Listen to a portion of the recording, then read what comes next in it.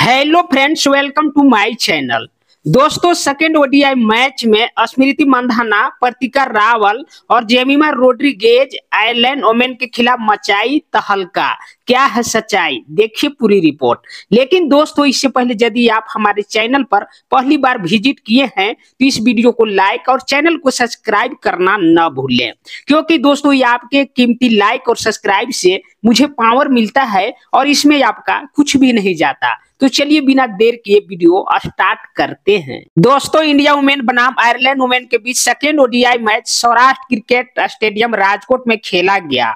दोस्तों, सबसे पहले इंडिया वुमेन के कप्तान स्मृति मंधाना ने टॉस जीती और पहले बल्लेबाजी करने का फैसला करी। साथ ही आयरलैंड वुमेन की टीम को गेंदबाजी करने के लिए निमंत्रण भी दिया। दोस्तों, कुछ ही बाद इंडिया वुमेन की सलामी बल्लेबाज कप्तान स्मृति मंधाना और प्रतिका रावल की जोड़ी मैदान पर उतरी और आते के साथ ही ये दोनों बल्लेबाज तूफानी पारी खेलना चालू कर दी। दोस्तों, इन दोनों के बीच 150 रनों की साझेदारी भी हो गई। लेकिन दोस्तों, 156 रन के कुल स्कोर पर इंडिया वुमेन का पहला झटका कप्तान स्मृति मंधाना के रूप में लग गया। दोस्तों, उन्होंने अपनी टीम के लिए 73 रनों की पारी खेली, जिसमें 10 चौका और 2 छक्का भी शामिल रहा। दोस्तों, कप्तान के आउट होने के पश्चात इंडिया वुमेन की ओर से 3 नंबर पर बल्लेबाजी करने हरलीन देओल आई। लेकिन दोस्तों, 156 रन के कुल स्कोर पर ही इंडिया वुमेन का दूसरा झटका प्रतिका रावल के रूप में लग गया। दोस्तों, प्रतिका रावल 67 रनों की शानदार पारी खेली, जिसमें 8 चौका और 1 छक्का भी शामिल रहा। दोस्तों, अब हरलीन देओल का साथ देने जेमिमा रोड्रिगेज आई। दोस्तों, ये दोनों मिलकर इंडिया वुमेन की पारी को एक बार पुनः संभालने की कोशिश करने लगी। दोस्तों, इन दोनों को कामयाबी भी मिली, क्योंकि दोस्तों इन दोनों के बीच देखते ही देखते 183 रनों की शानदार साझेदारी भी हो गई। लेकिन दोस्तों, 339 रन के कुल स्कोर पर इंडिया वुमेन का तीसरा झटका हरलीन देओल के रूप में लग गया। दोस्तों, उनके बल्ला से 89 रन आया, जिसमें 12 चौका शामिल रहा।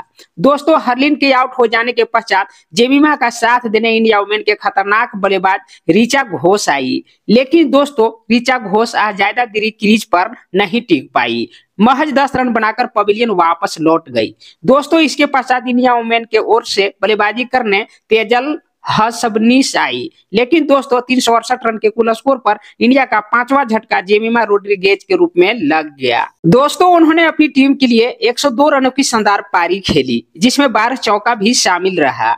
दोस्तों, इसके पश्चात इंडिया वुमेन की ओर से बल्लेबाजी करने श्याली घरे आई। लेकिन दोस्तों, कुछ ही क्षण बाद इंडिया वुमेन की बैटिंग पारी समाप्त हो गया।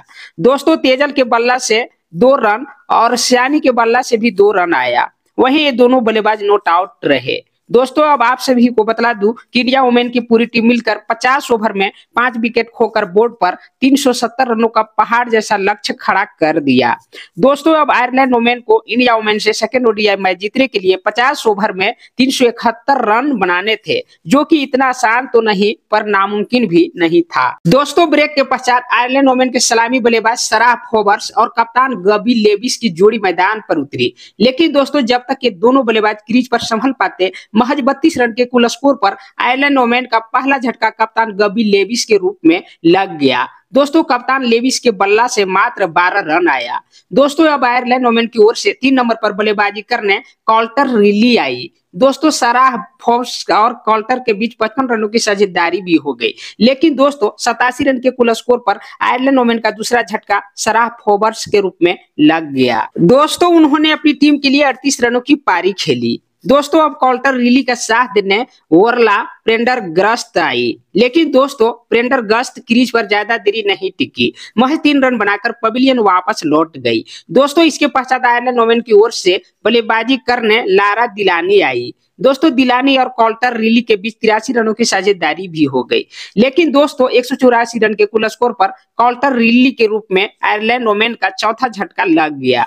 दोस्तों, उन्होंने आयरलैंड वुमेन की टीम के लिए 80 रनों की शानदार पारी खेली, जिसमें 10 चौका भी शामिल रहा। दोस्तों, इसके पश्चात लारा दिलानी का साथ देने लेह पॉल आई। लेकिन दोस्तों, 188 रन के कुल स्कोर पर आयरलैंड वुमेन का 5वां झटका लारा दिलानी के रूप में लग गया। दोस्तों, उन्होंने अपनी टीम के लिए 37 रनों की पारी खेली।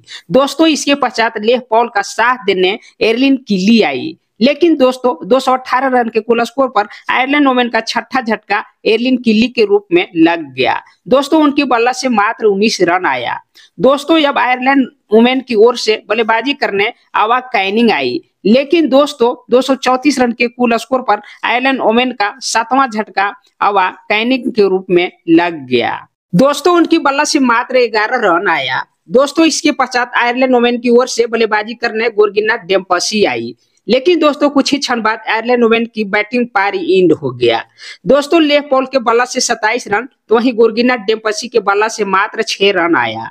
दोस्तों अब आप सभी को बतला दूं कि आयरलैंड वुमेन की पूरी टीम मिलकर 50 ओवर में 7 विकेट खोकर बोर्ड पर मात्र 254 रन ही बना पाई। दोस्तों इस तरह से आयरलैंड वुमेन की टीम इंडियन वुमेन की टीम से 116 रनों से सेकेंड ओडीआई मैच बुरी तरह से हार गई। दोस्तों इसी के साथ इंडिया वुमेन की टीम इस ओडीआई सीरीज को भी अपने नाम कर लिया। दोस्तों आज के मैच में इंडिया वुमेन के बल्लेबाज जेमिमा रोड्रिगेज को प्लेयर ऑफ द मैच दिया गया।